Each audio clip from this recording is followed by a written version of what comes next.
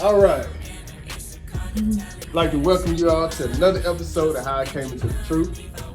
Today we have Brother Tony and his beautiful daughter, Dominique. Welcome. And before we get started, I usually give people an opportunity to introduce themselves, so I'm gonna just do things a little different. So let's just take this all the way back to the beginning.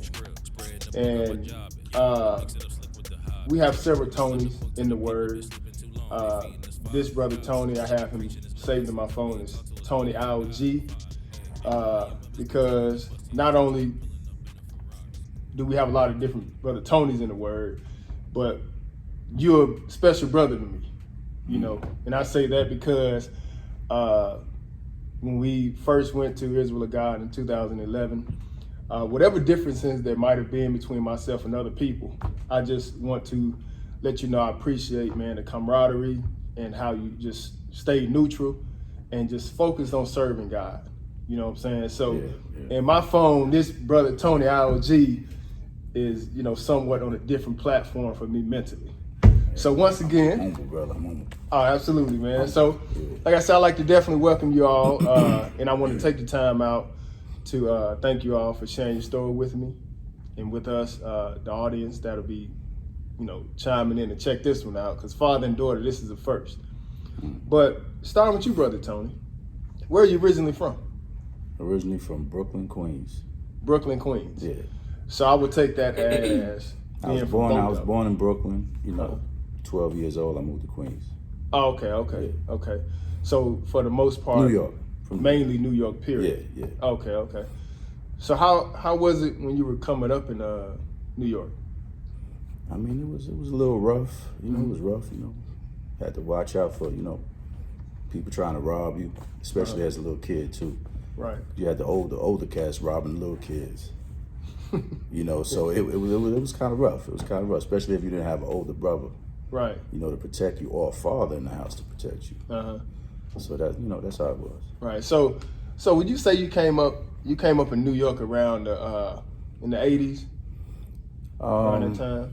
In the 70s. So I was born in 69. So okay. You know, my childhood was in the 70s. So would it be fair to say you saw some of like the you saw some of the I guess family. You know, the family type vibe as far as black people is concerned before the crack era came about. Yeah. I didn't have that though. Right. But I've seen, you know, a lot of my friends had that. Oh, okay. Yeah. Okay. So was it more common? Yeah, it was more common, yeah. It was? Yeah. It was. So now going from that time, you know, because I guess around the 70s, you know, like I say a lot, around the 70s, it was pretty much, you did, you know, like commonly, like you say, more so common with other people, you kind of saw fathers in the household, you know. And then when you moved to the 80s, that's when a big shift came, and we called that the crack era. Well, in the early 80s, we still had the family. Because, you know, my neighbors had their father involved, because the crack era, when I came about the crack era, it was like in 85. Okay. It was in 85. Yeah, I was, you know, 15 by that time. Oh, okay. Yeah. So you were old enough to understand it. Yeah. Right. So you could definitely comprehend that shift, right? Yeah, I understood it when I was a kid because I didn't like having a stepfather. Right. You know. Oh, okay. well, speaking of that, now going back to your stepfather. Actually, he wasn't even my stepfather at the time. It was just an affair. You know. Right. He would come to visit. You know, but he eventually married my mother. Okay.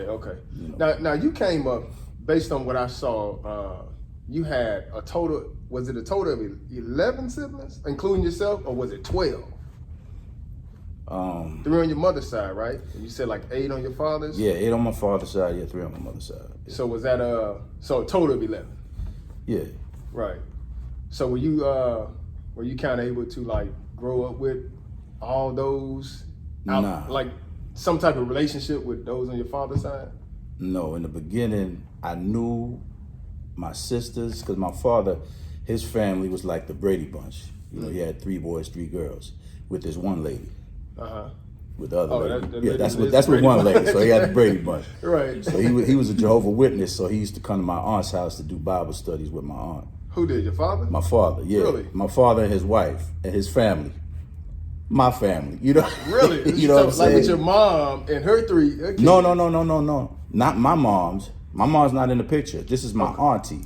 Okay. Whenever I stayed at her house, because I used to stay there when I was small. I used to stay there.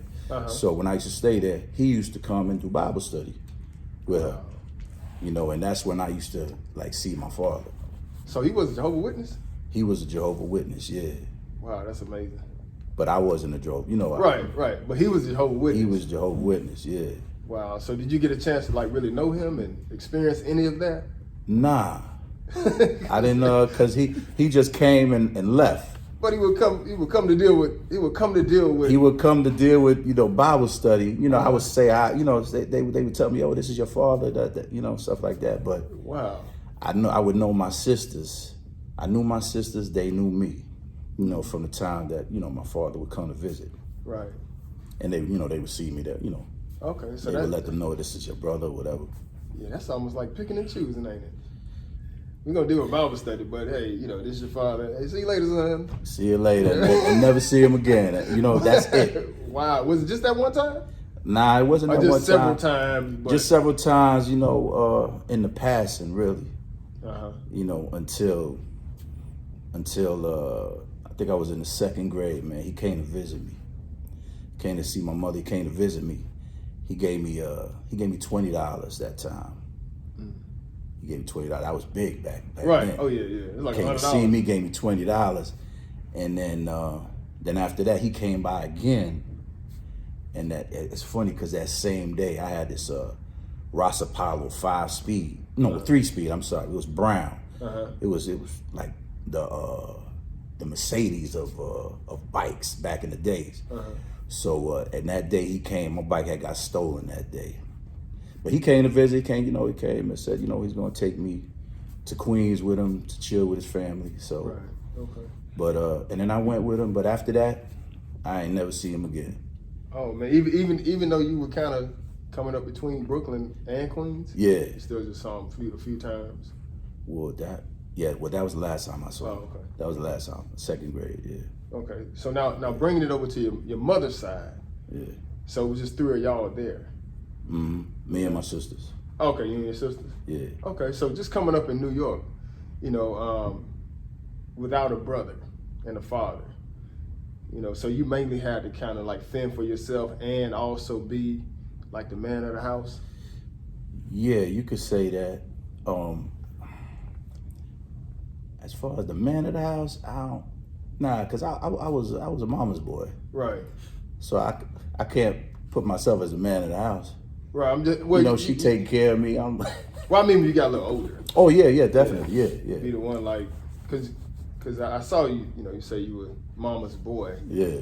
Kind of spoiled, but that only lasts for a certain amount of time. Yeah, right? that's Once true. you get around those teenage years. Yeah, after teenage years, it was over. Right. Once I got a certain height, and you know, around certain people, yeah. Right. So were you in like that? Were you in the break dance culture? You know, because I'm asking that because we went in the 90s. You know, we went in the 90s, we went over to Manhattan, and I think we went across the bridge to Brooklyn, and wherever the Giants were stationed around, wherever the stadium was at around that time. And you would see people like on the corners, just like the boxes out, the radios, and the people out there breakdancing, and I was intrigued by that, man. But were you kind of like sucked into that culture? Nah, I enjoyed it. You did? But I wasn't part of that. Right. I was part of the outside, you know, just looking in like, yeah, all right, go ahead. Right. You know, but I wasn't in that because I wasn't no break dancer. Right. Okay. You know, my thing was rhyming. Right. I was a lyricist. You know, I started writing when I was like 13. That's when I started writing. Okay, so you did kind of get bit by the hip hop bug though. Yeah, ever since I was 8 years old. Oh wow. Before they was making records, when it was just on the street. Oh, okay. So now coming up during that time, you of course went to school in that area, but as you went through school, now you said you kind of like, I guess, in between good and bad. You know, so what would make you say that? Like you kind of turned it off or something, or you? Nah, I was good to where, you know, I didn't take advantage of nobody. Mm-hmm. You know what I'm saying? As far as being bad, you know, I stole things, Right. but not from people. You know, Right. in the Just normal store. kid, right? Yeah, Normal still a quarter drink. You know, drink it real quick in the store, and then drink another one. You know, playing pinball, then drink another one, and then then walk out. Oh, okay. Yeah, that's just like a normal childhood. Yeah. But you did say something though. You said, you know, your strength being peaceful, right? Yeah. But with putting people in headlocks, would that fall up under the bad, Tony? Or that would just Nah, like how that has to be something very important for you to say that your weakness was putting people in headlocks. No, my strength. My My strength was putting. peaceful, but loved headlocks. But that was to protect myself. So Whenever I got into a fight, you know, that headlock was dangerous. oh, okay. So that wasn't no horse playing. That was headlocks. That was like headlocks. You know, we call them yokes. You know, a yoke, but the headlock, yeah, it was dangerous, man. Wow. It was dangerous. So what happened as you came up? Like when you going up through middle school, high school, and stuff like that? Because eventually you end up coming down this way. Mm-hmm. You know what I'm saying? And I'm gonna eventually get to that. But what kind of led that, you know, that direction for you to, you know, leave New York and come down to the South? Well, my wife and I, when I was married at the time, her mother, we was invested in properties. And that's in New York, right? No, we was investing in properties down here. We was buying stuff down here when we lived in New York. So we bought a few properties down here, and then we said, you know, we might as well just go down there because we had somebody was managing the property for us, you know, and we had to travel back and forth. So we said, yeah, you know, we might as well just go ahead down there because we got a couple of friends that live down here. And, you know, we came to visit down here a few times, and, you know, we liked it. Right. Okay. So we said, yeah, let's go ahead. And plus, you know, my thinking was, my plan was, you know, come down here and start my own business. But that never happened. Right. You know. Right. Well, hopefully it will, and you know. Right. Well, just going back a little bit then, because eventually, you know, you did make your way here, which we'll get into it. But just coming up, you know, with moms, sisters, no father in the house, and brothers on the other side. Sometimes people, you know, grow up in the church, right? Have some type of, you know, some type of background. But what about you? Because I see you weren't involved in the church, you weren't raised in the church. So was it mainly like, almost like fending for yourself, or just naturally knowing to do good and what is considered wrong and breaking the law and all that type of stuff? Yeah, well, I knew the difference between wrong and right. You know, sometimes I just chose to do wrong. Right. And your parents and your mom, she wasn't a holy roller. A what? A holy roller. When it stayed in church all the time. She nah. But she believed in God though. She definitely believed in God. She always prayed. Cause her background is, you know, Catholic. Cause we from Haiti. Okay. So you know, a lot of Haitians have either they Jehovah's Witness or they Catholic. Is that where your father was from? As far from? as I know. Yeah, he's from Haiti too. From Haiti too? Yeah. Oh wow. That just made me want to ask how they get over here.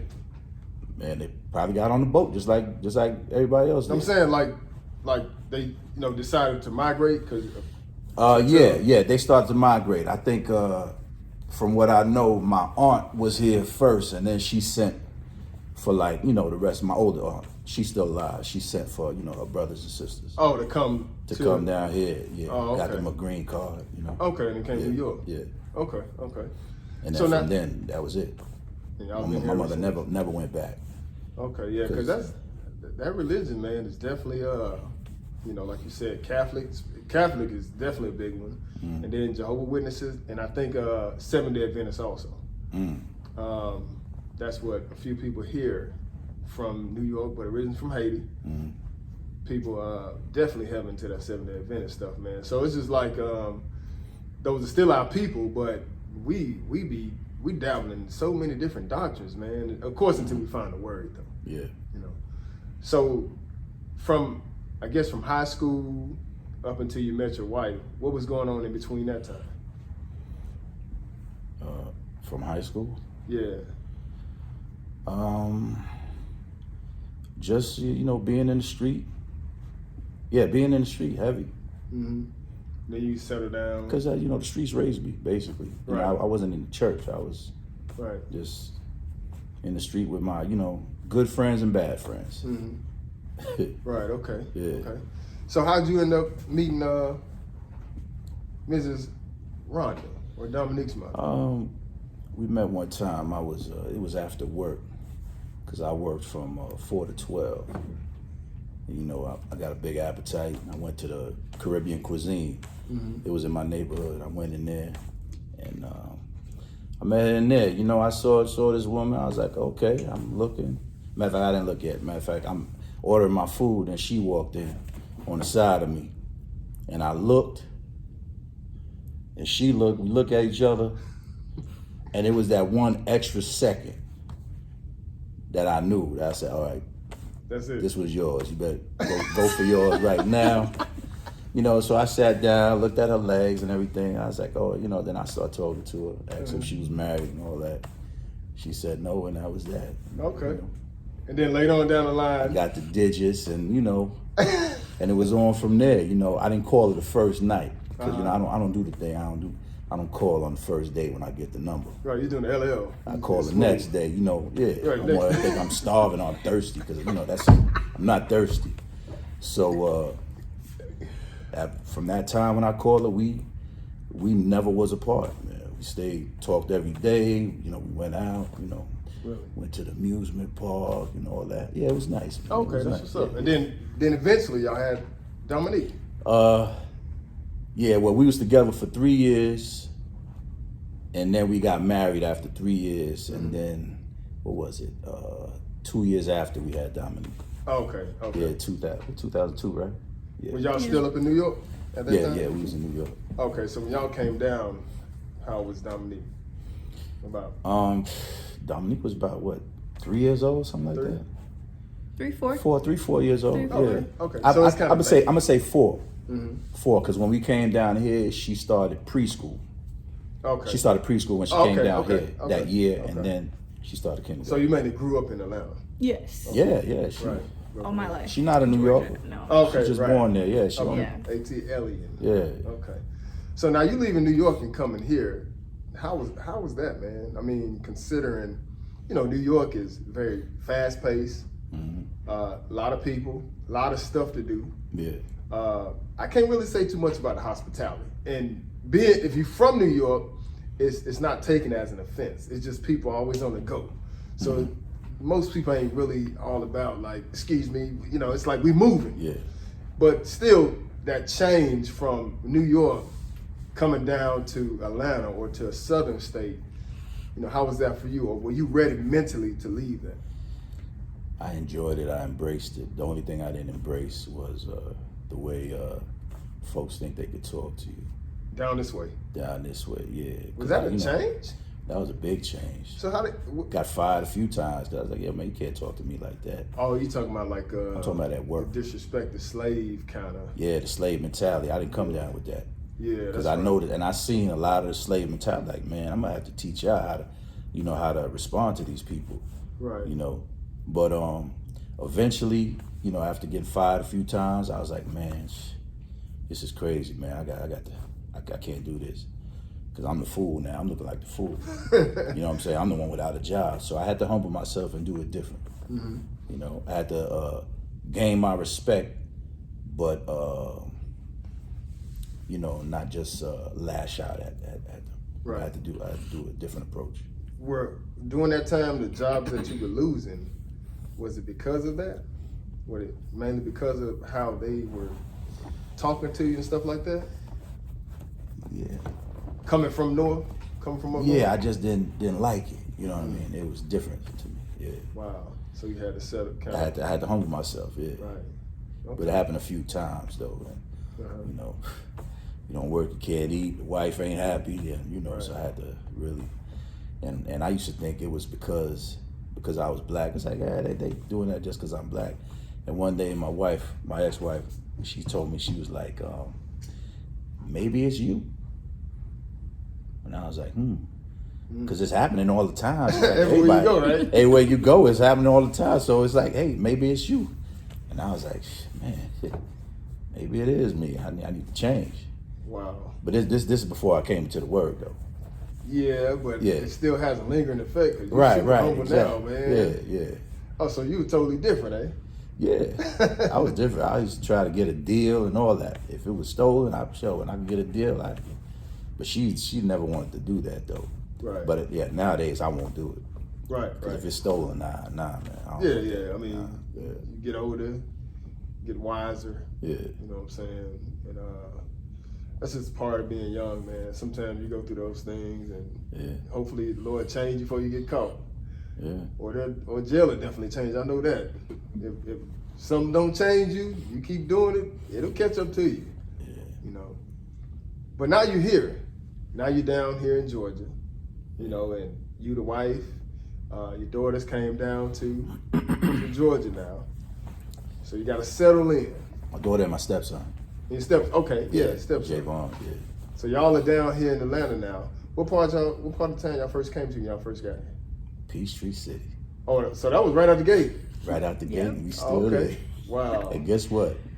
It wasn't my choice, because my ex-wife, she came down, she scoped out the place, and man, she made a great choice. Yeah, Peachtree City, man, is definitely in a righteous way. Yeah.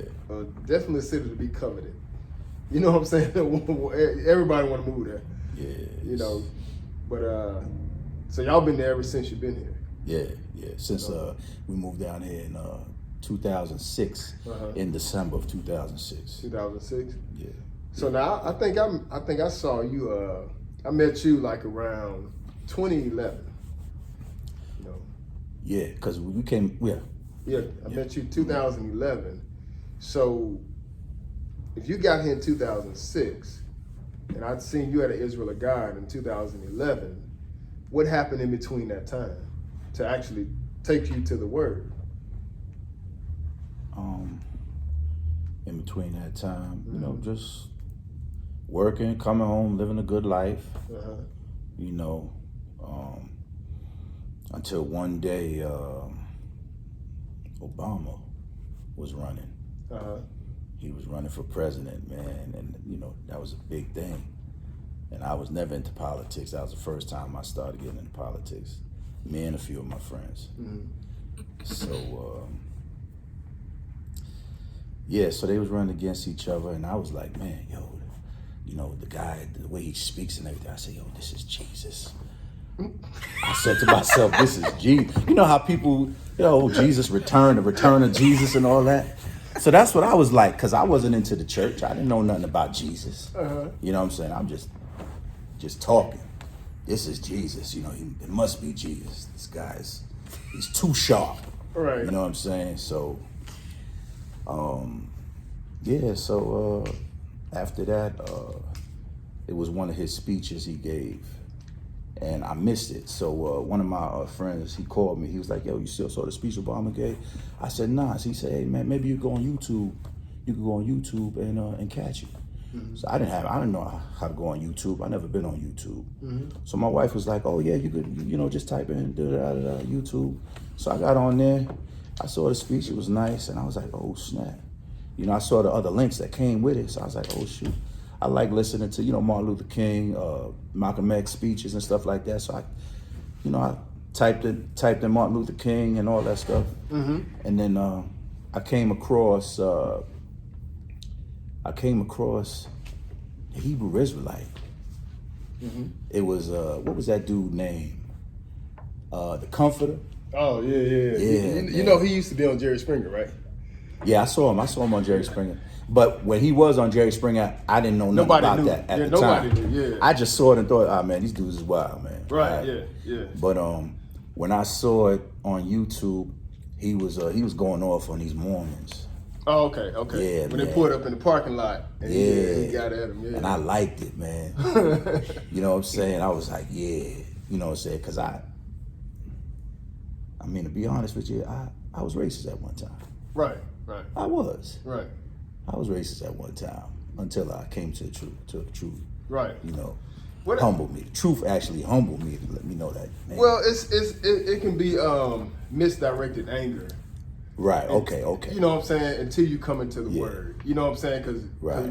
we're not taught in school, Yeah. church, you know, high institutions, we're not taught the reason for our condition.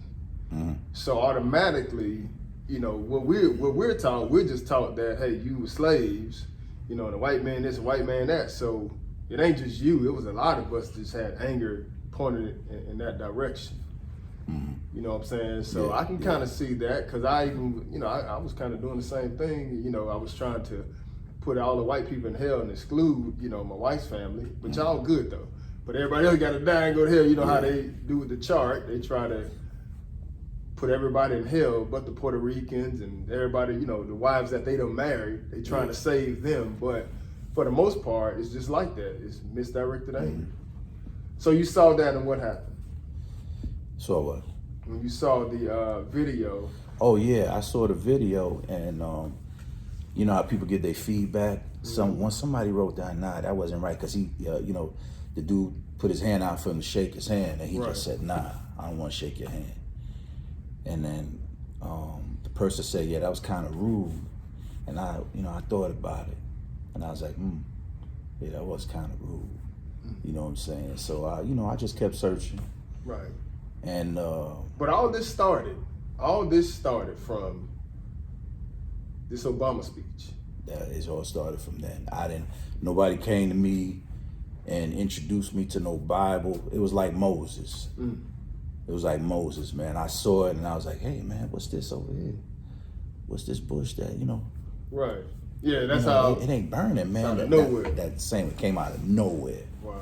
I wasn't, but I did go to church though. When? From time to time, I went to church. You know, with my ex-wife, we did go to church. Right. Every blue moon you would show up. Every blue moon, I would show up. You know, I was there.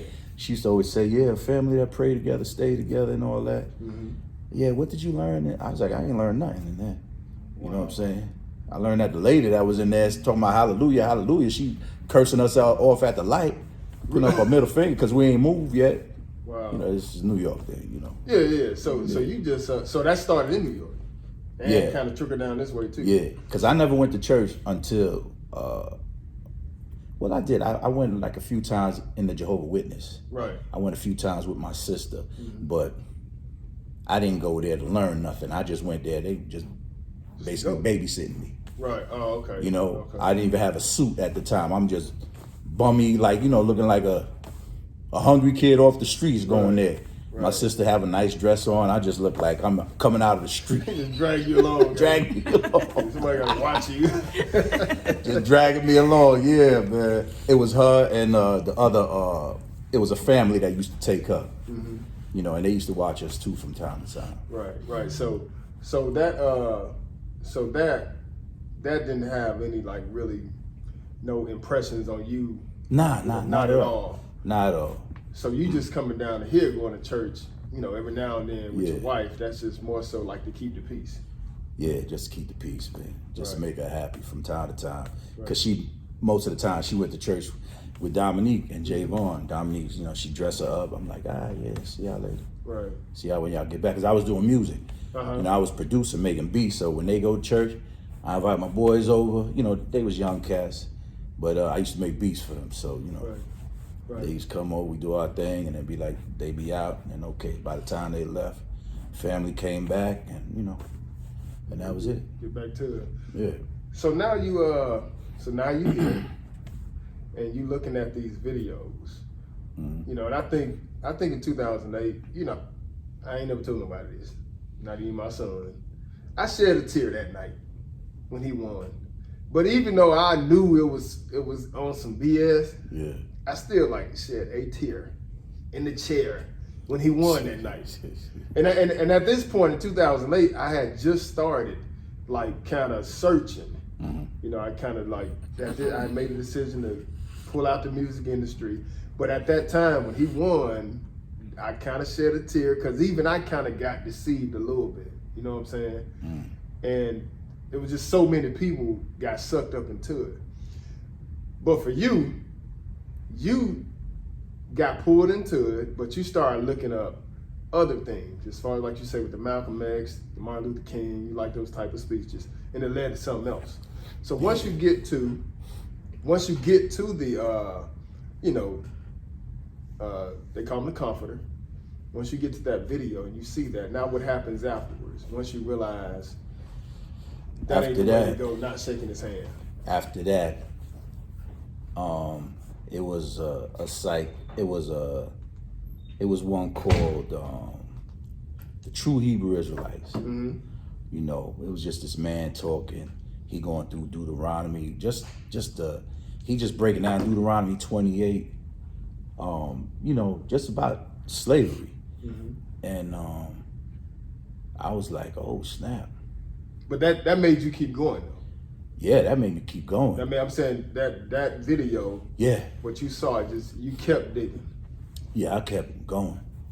You know, I kept looking at different camps. Right. Not ISUPK. I didn't look at them. Right. And I didn't look at, you know, I was just looking at the only camps was IUIC. I was hard on them. I was just watching them, and this was before they was even wearing purple. They were wearing garments and stuff. They was just out on the street on Utica Avenue in Brooklyn, and yeah, I was watching them, and you know, I was learning a lot from them. Right. And then I started watching the Gathering of Christ. Okay. How old were you around this time? How old? Around that time, when you first like kind of stumbled upon it. I was 39, 38. So had you been interested in the Bible up until that time? Nah, man, I was never interested in the Bible. Matter of fact, before that even happened, before the before Obama was running, you know, because I used to be a 5%er. You know, from 15 years old, I became a 5%er. So isn't that an offshoot of Islam? Yeah. Somewhat, yeah. So that was your God. Yeah, that's where I get the name Tasheen from. Okay. The way I see on Facebook.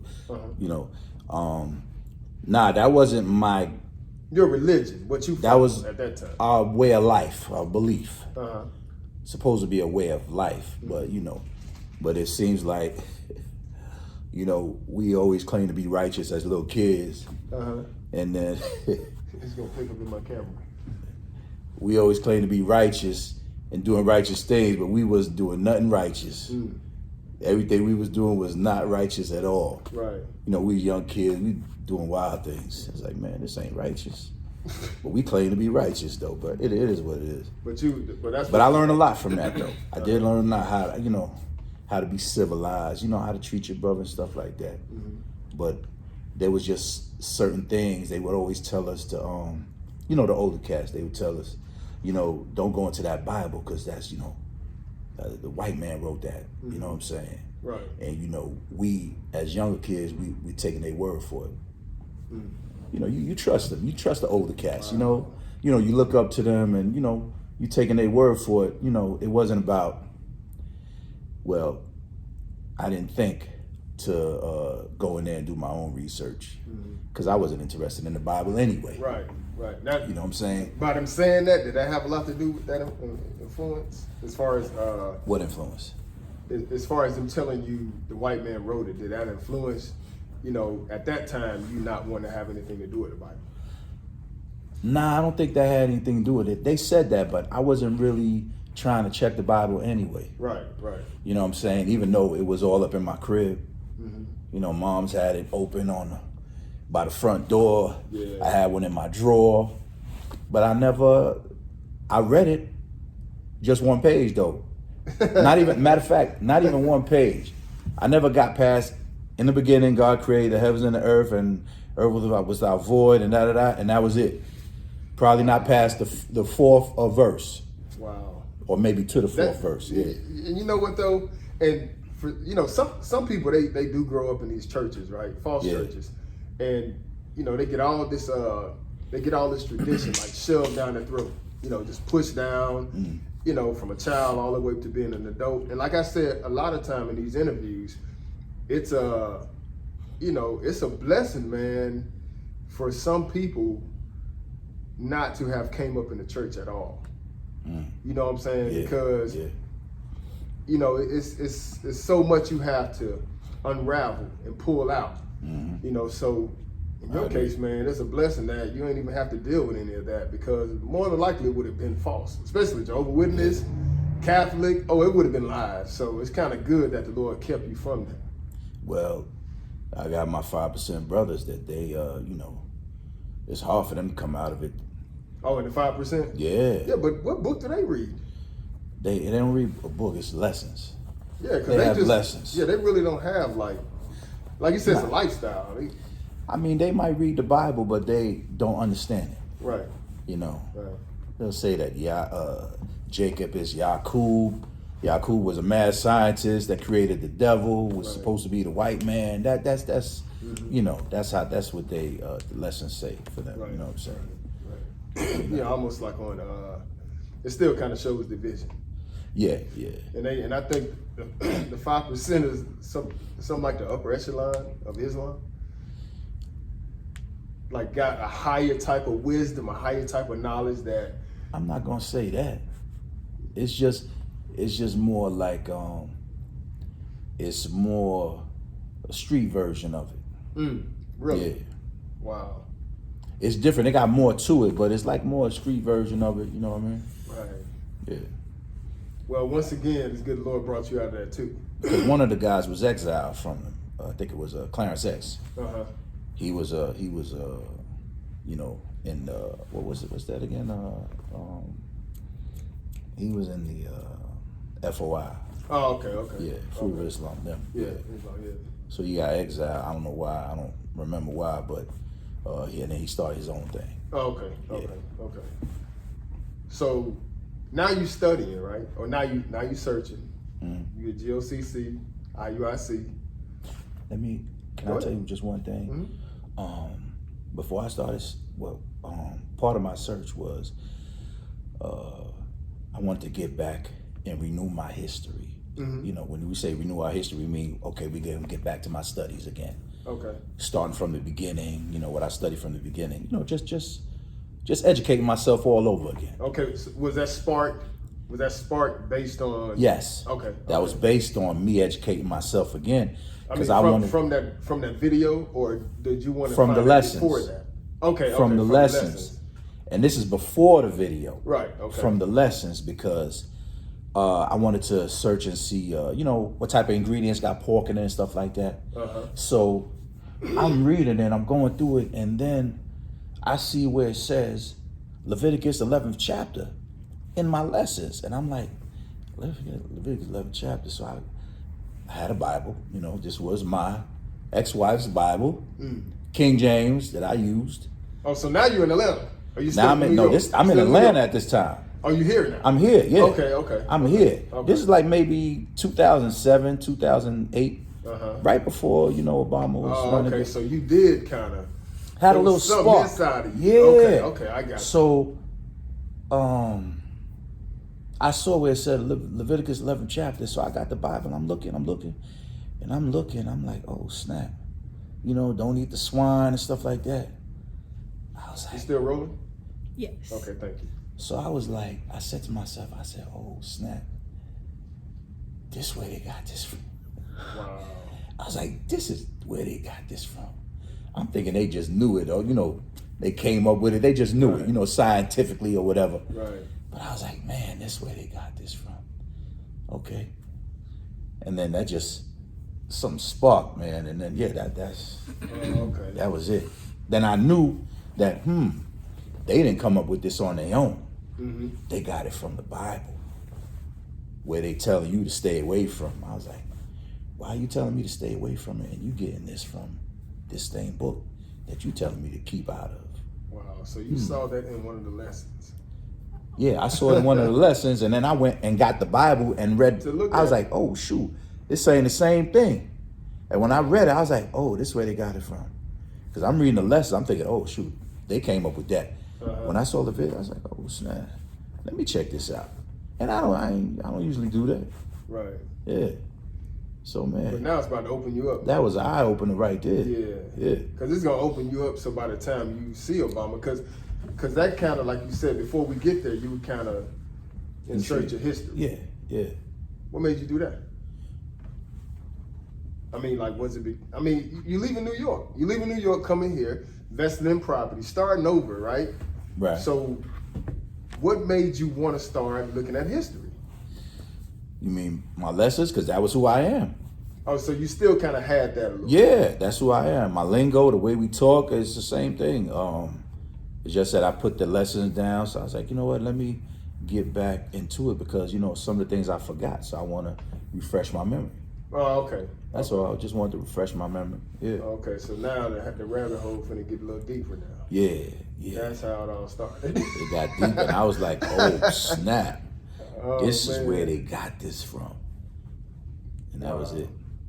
That was a blessing, though. Yeah, absolutely. Thank God that Bible was there when I needed it to be there. Right. Yeah, it'd be small things like that. Yeah. That just turn into like, And it was right next to my right next to my lessons too. Lessons here, Bible over there. I was like, oh, okay, let me look into this, man. Yeah. Yo, it was crazy. The reason why I just ask about that, because that ain't too common.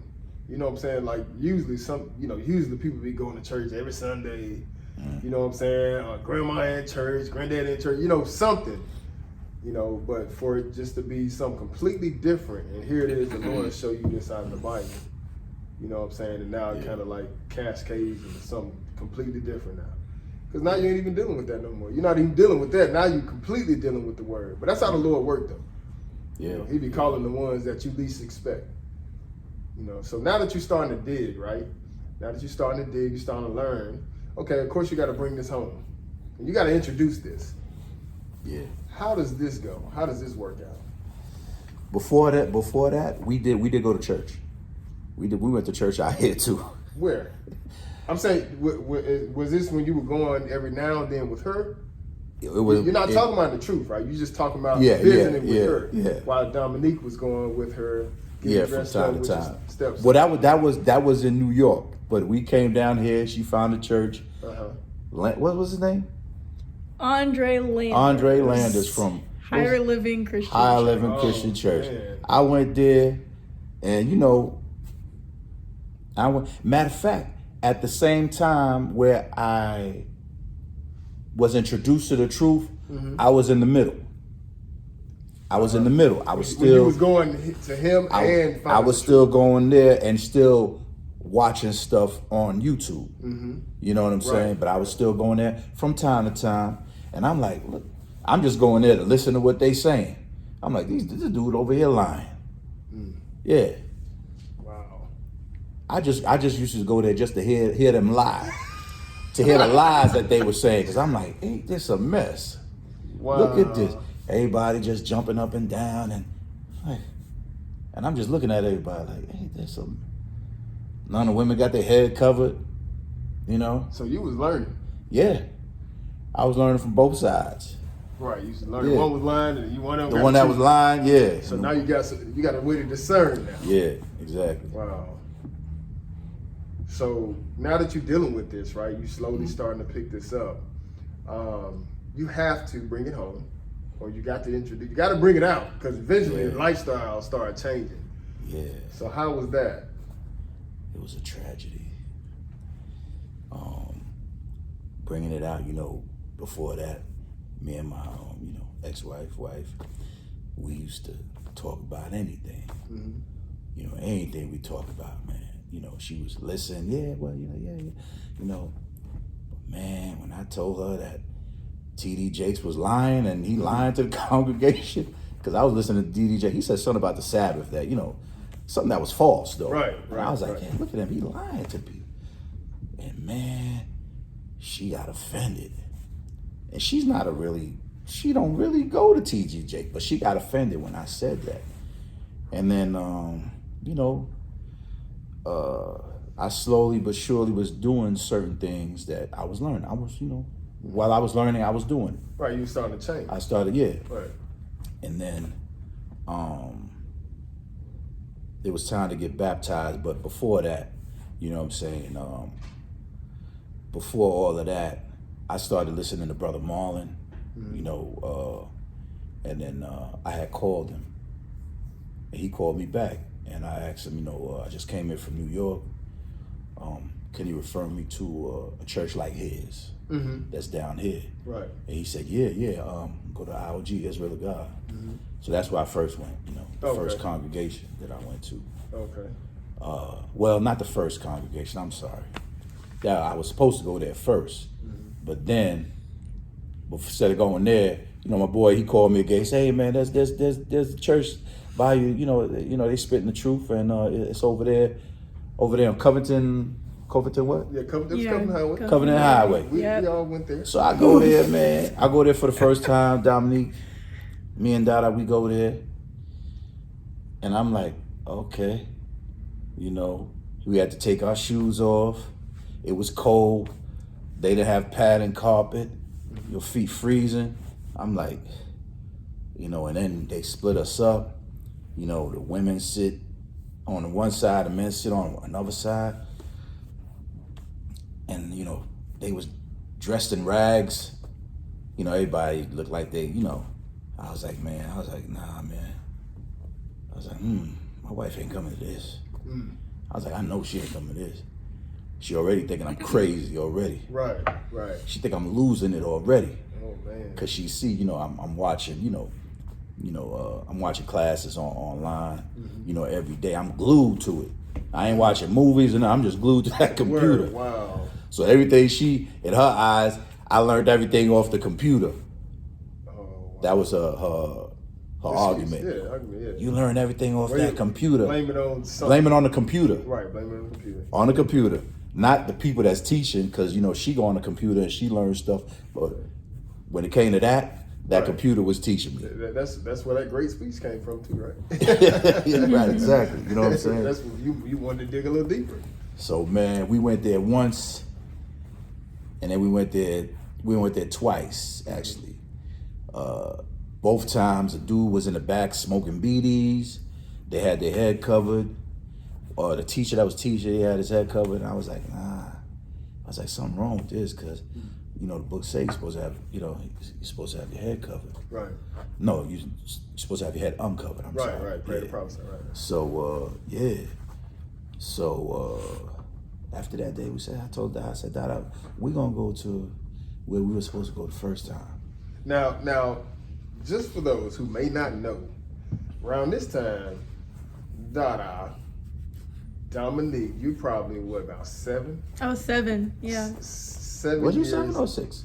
Yeah, 7. I'm sorry. I was 7. That's true. Right, so you were kind of old enough to kind of see the difference between where you was going with your mom, then going over to this right here, taking shoes off, right? Yeah. We went there, and it's a drastic change. We went there one time, and that was it. But, you may not be old enough to remember, but I'm sure it has remember. like an inkling of a feeling like, what in the world? What did you think about at that time? Going to that church. Well, at home, I was learning since my dad was watching. He was teaching me, on the Sabbath, we're not going to cook. We're not going to do any of this. So when we first walked in the church, I was confused why the women had to sit on a different side than the men. And then everyone had to take their shoes off. And then, so I wasn't in the sanctuary with my dad. I went to the kids class.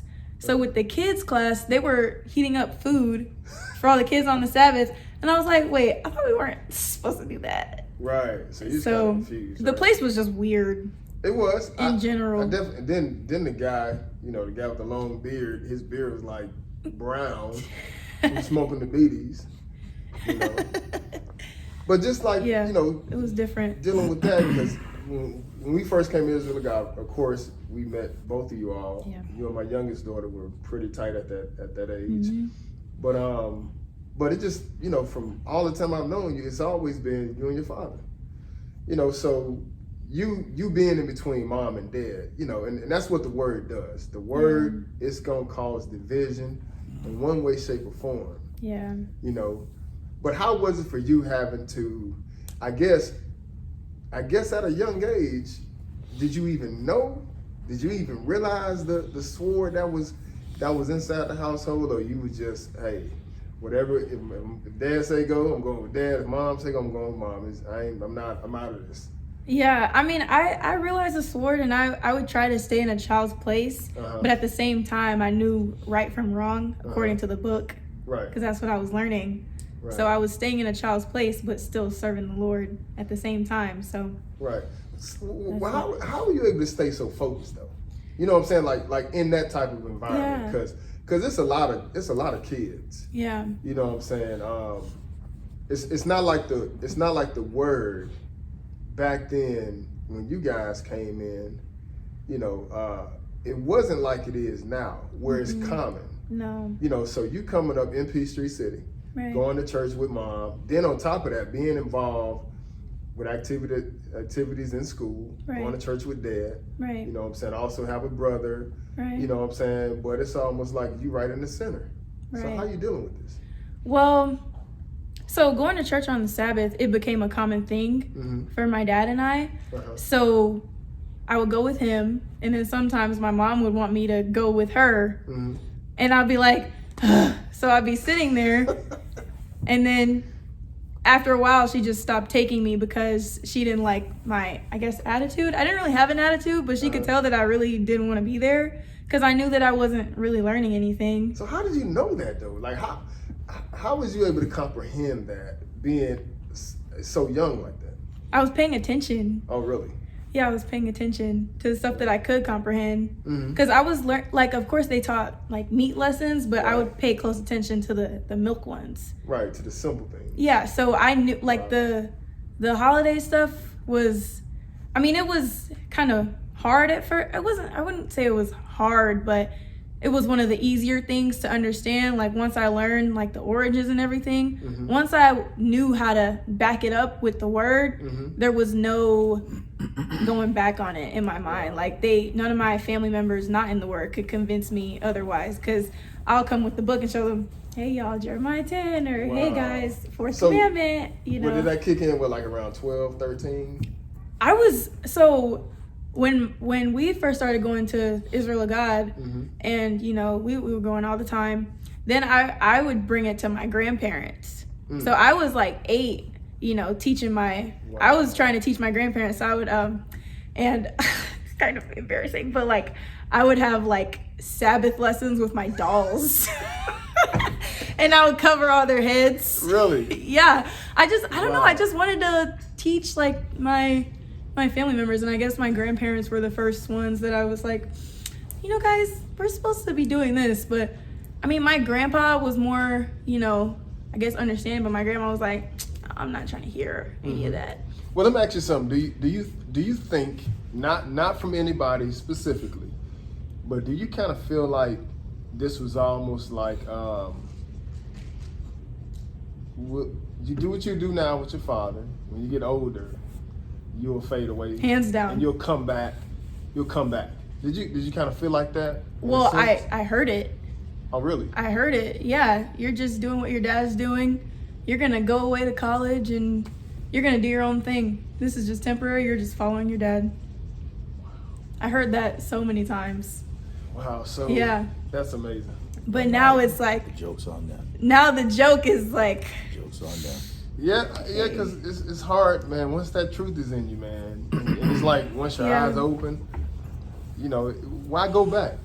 Why go back? Exactly. You know, so I think it helped that my dad and I were so close. That we are so close. Well, that's what I saw, and I definitely appreciate that relationship. Like it's beautiful.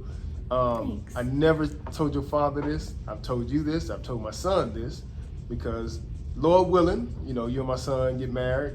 You know, that's a blessing, and you know. But I planned this years ago. Your father doesn't know this, you know, but I planned this in a sense years ago. And I think I think Brother Tony will remember the day he came over to our house for just because. The first year we had this party that we have every year, he walked up, and the first thing I said to him, I was like, "Hey, what's up, man?" And I said, "You saw Nate?" And he's like, "No." I was like, "Go speak to Nate, man." And he'll be probably, I think Nate was like 16, 17 at the time. But I saw you because I knew you guys, right? Mm-hmm. And I knew her and Jordan were friends as kids, you know, and I knew how I raised my son, and I knew how tight y'all were. And I think I saw her on Facebook in New York sitting on the subway. You put me on the subway, yeah. She was on the train. And I was like, you know what? I remember her. I say, Lord, if you will, bring them together. You know what I'm saying? So it kind of, I guess a year or so passed, because that might have been around 15 when I saw that picture. I think a year or so 15. passed. I was 15. Yeah, me and your dad went fishing. Wow. Right, yeah. Me and Dad went fishing, but he didn't know. I was like, me and Brother Tony gonna be pretty tight.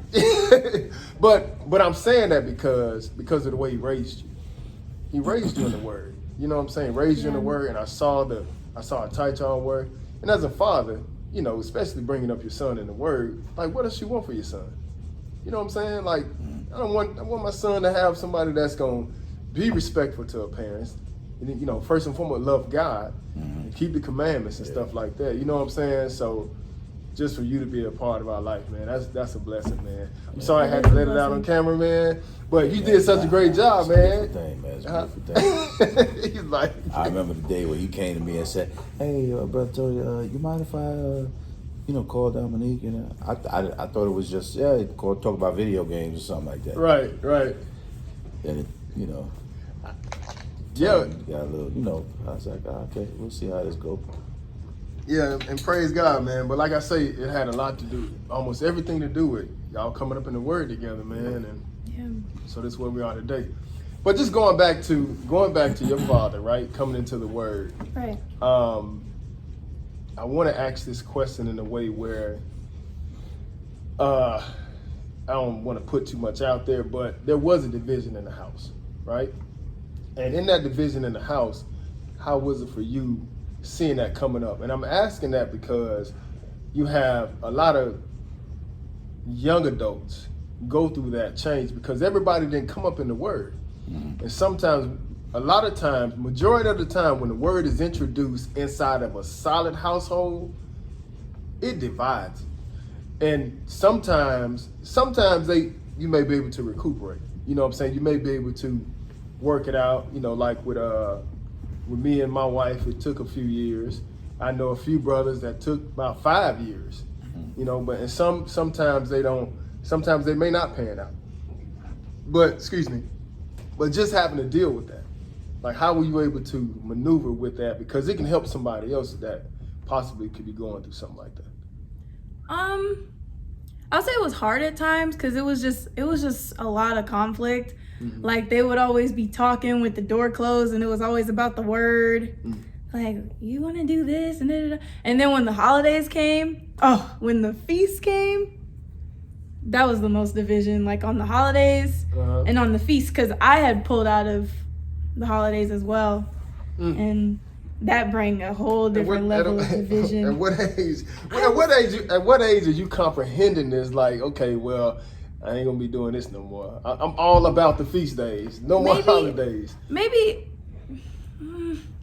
Okay, so I was introduced to the Word at 7, but I'm still learning. I'm like, why we can't celebrate this? And okay, 7.5, still learning. 8, I'm like, yeah, I don't do that anymore. So I think that at the time, it wasn't really too hard for me because I wasn't really catching the heat. It was my dad catching the heat, and everyone was just looking at me like, "Oh, she's just following him." Right. So really, it's all on him. Right. It's all this guy's fault. I'm just a nobody. Right. But then I became a somebody when I got a little older. Right? Yes. Right. So how was it? It was like, you're taking advantage of her. I'm taking advantage of her. Oh, she's following you. She'll do anything you ask her to do. This and that. I was his little puppet. Well, she's supposed to in do their what eyes. I tell her that I'm a father. Yeah, exactly. Right. But I'm teaching her. I'm trying to not just teaching her. I was trying to do what's best for my family. You know what I'm saying at the Right. time, but her mother just wasn't trying to hear it at all.